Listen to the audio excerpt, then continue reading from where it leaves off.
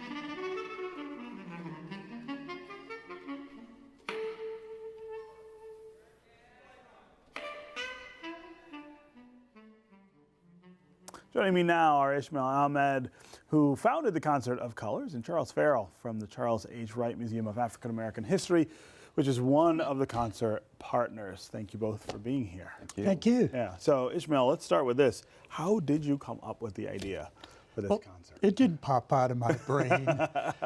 New Detroit, which was founded as part of, the follow-up to the 1967 rebellion, began working with all kinds of communities of color in the 90s. And I was on their Racial Justice Committee. I chaired it, and then they asked me to help them put together a group called the Cultural Exchange Committee, which was mainly the 5 major communities of color and around culture. And I had worked with things like that. I did free concerts for causes, and also worked with a group called Rock Against Racism in Detroit. And so I was ready to go and do it, and we all worked together. And now it includes some of the most important arts institutions in the city as well. The DIA, the DSO, the Science Museum, Wright, of course, historic, and of course the Charles Wright Museum, who have been there from the very beginning. Let's talk about those early years. The idea of putting together the roster for this every year is really interesting to me. How do you decide who we should see on those stages? Well, I curate it, so I get that responsibility, but I also work with the Arab American Museum, who have taken over the leadership role, and are the cement for the coalition that now exists. And I'm also a member of their board, so that staff works with me a great deal on this. But also we get ideas from the people who we've worked with all this time. So we might ask somebody from the Caribbean community to call up the Mighty Sparrow and ask him, would he be willing to do this for a lesser amount of money, or that kind of thing. So we get ideas from just about every place. And the Wright's involvement is, as Ismail says, really pivotal here. Talk about what's happening this year with with this year, the theme for Concert of Colors is state violence, trauma, and healing. Very captivating theme, and very appropriate given certain issues that's taken place in our country. Most notably what's taking place at our border, and the continual shootings of African Americans and Islamophobia, et cetera. I mean, it's a lot of issues of divisiveness within the community. So this is an opportunity to actually to be a model for collaboration and partnership, an example to the nation on how various cultural organizations can work together. At the Wright, as you indicated, and we're very happy to showcase the great James Carter as our headliner. James Carter being an ambassador for Detroit throughout the world, and of course He's had some very moving pieces that we'll be presenting, such as Strange Fruit.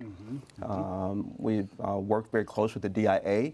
The DIA is a very core partner in our stage, which is called the Farnsworth and Brush stage.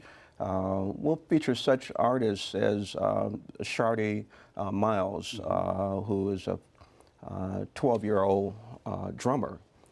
Phenomenal drummer, plays with adult bands. We'll have spoken word artists by Phoenix Farrell addressing the issue of state violence, trauma, and healing.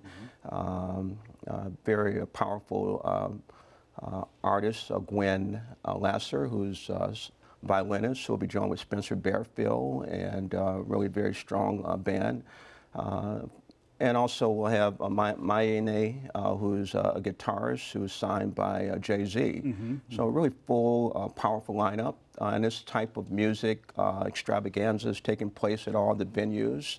I am happy to say that I will be moderating a very important panel on Thursday at the Arab American Museum in their annex around that theme of state violence, trauma and healing. The keynote speaker there would be Dr. Mona Atisha, who really brought to the fore the whole Flint issue. So we're asking everyone to come out to support her new book. And to listen to artists. So it's an artist discussion. What is the role of artists in terms of what's going on in society? Trying to, portray and then sort of maybe help people sort through all of the things that are Absolutely. happening.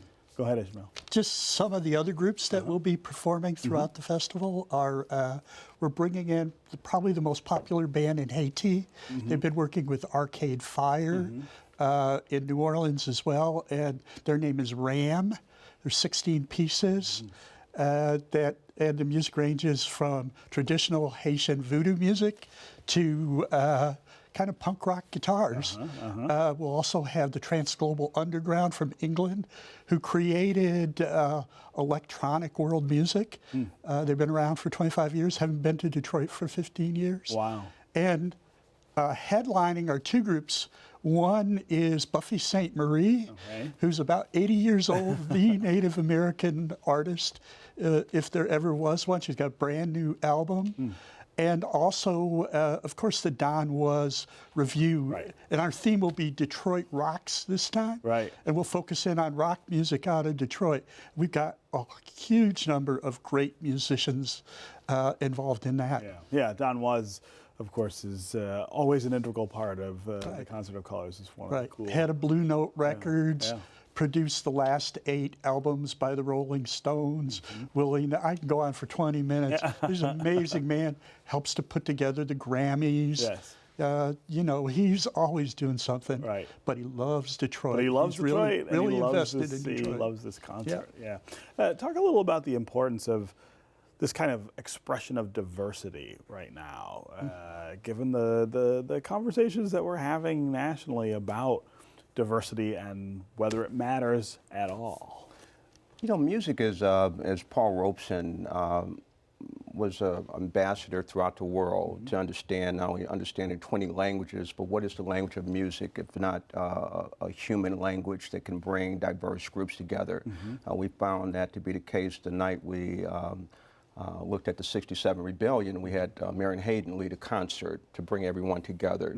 So I think that's a wonderful way to not only talk about the diversity within the community, but the organizational connections across, as Ishmael talked about, the DIA, the DSO, the Michigan Science Center, Detroit Historical Society. We have a sculpture, as you know, on our grounds called United We Stand. By Charles McGee, representing 7 races in the Unity Dance. So it kind of echoes that same theme of when the state is, you know, very, for me, a horrific expression to see the treatment of children and detention centers taking place and these other issues. So we want to send a signal out to the broader community. Let's work more closely together, that we're all human beings.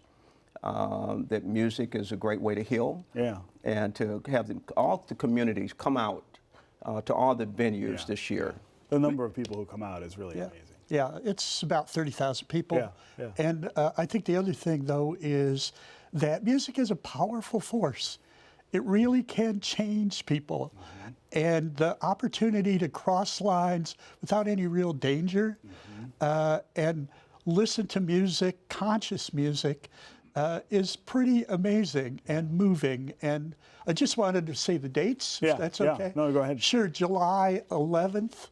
We'll start off at the DIA with a film review of the Don Was reviews for the last 10 years.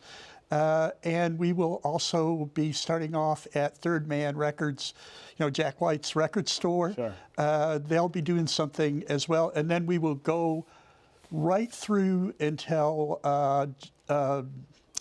till June 15th. 15th, yeah. And I want to mention one more thing. Yeah, go ahead. This is so successful that the city of Flint came to us and asked us, can we do the same thing at the same time? Right. And so they are doing 4 days with many of the same artists, many of the same themes. And so it's a growing thing. Yeah. And so while we struggle to keep it going, it grows. It grows, it grows. All right. Also, before we end, some news at the museum.